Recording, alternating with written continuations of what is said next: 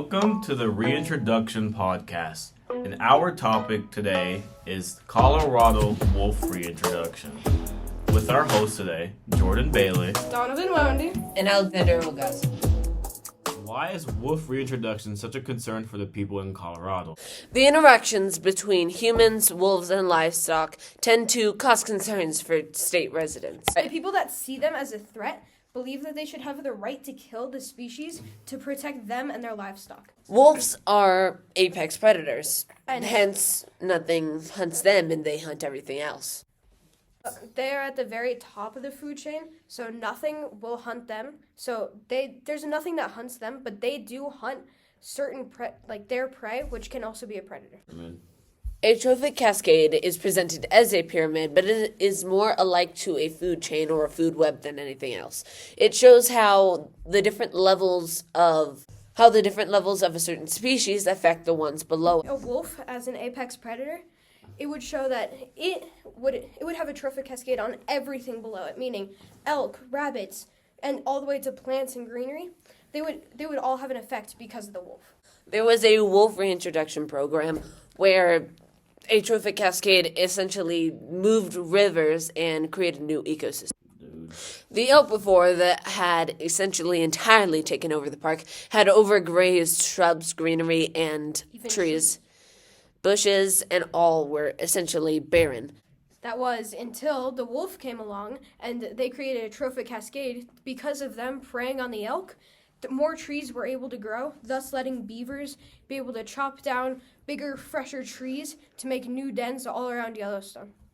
This also was a huge change for rivers that eroded after many months of not being overgrazed, that grew and moved around, being able to spread more, given they were being drunken from less. Yeah, and the trees, the roots held together the sides of the river, thus letting the river grow stronger and better, and just overall, it was a greater ecosystem once the wolf got reintroduced. The greenery around completely blew up, bloomed into something unlike seen in 50 years. At least in Yellowstone. Can't say for everywhere else. Which brings us to our next topic. How do ranchers feel about this, about wolves being reintroduced to Colorado? And what are their opinions on it? They seem to be almost afraid of the species. Well, they're afraid of it because of them having the livestock, right? Like sheep and cows that wolves actually like to eat. And if they eat that, then they lose about $12,000 per animal that the wolves eat. Yeah, that's per one animal. And wolves, on average, take about 2 animals per year. And some ranchers, they're even small businesses where they only have 10, 15 cattle. And if 2 are away, then that could put them out of business further down the road. We're going to take a brief intermission and we'll be back in a moment.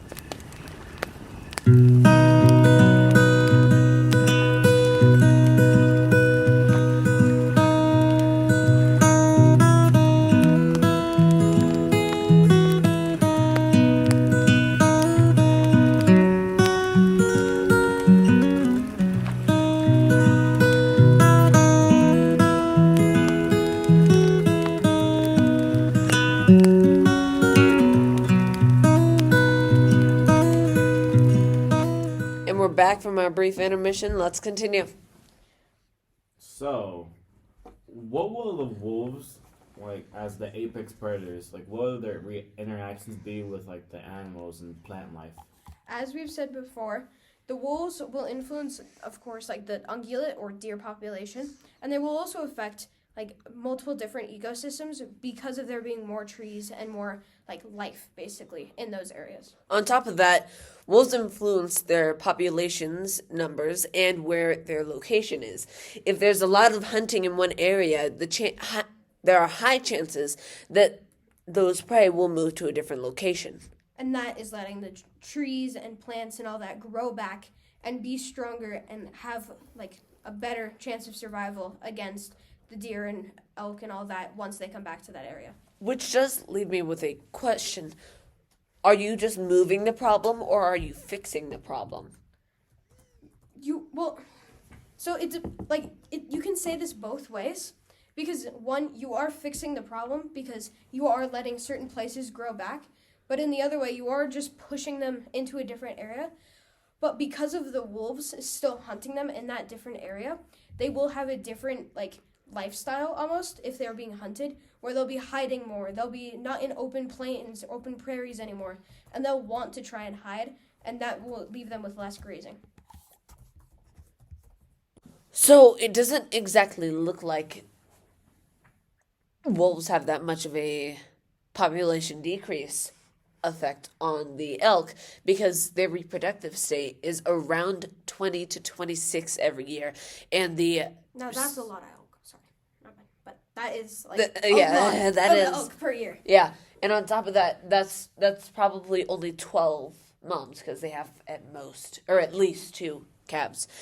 But the decrease, the amount of elk hunted by wolf is around 16 to 20, so it doesn't look like... Wait, so are you telling me that because of the wolves not hunting that many elk, the elk population will rise one year and the wolf population will decrease one year because of, say... Yeah, it is, especially with people hunting both. Yes, it is illegal to hunt wolves, but that doesn't stop people. On top of that, wolves, there aren't that much... Or that many wolves in a pack, where there could be like 12 or 16, whereas there are hundreds of elk in one herd. So it doesn't really seem like there's an evening out number, especially when elk are starting to trample over those herds with their increasing numbers. Do you think that elk will, at one point, even with the wolves, hit their carrying capacity? They might have already. It seems like from 2006 through current, their carrying capacity is somewhere around 26,000. Wow. Yeah. Now that's a lot of elk. Are we talking about in one area though, right? We're talking about like worldwide. Worldwide, only 26,000 elk. Yeah. Per So herd, actually, That's not that. or like per continent. Yeah, you're right. So, My bad. It can't be, yeah, because if it was in the world, then that wouldn't make sense.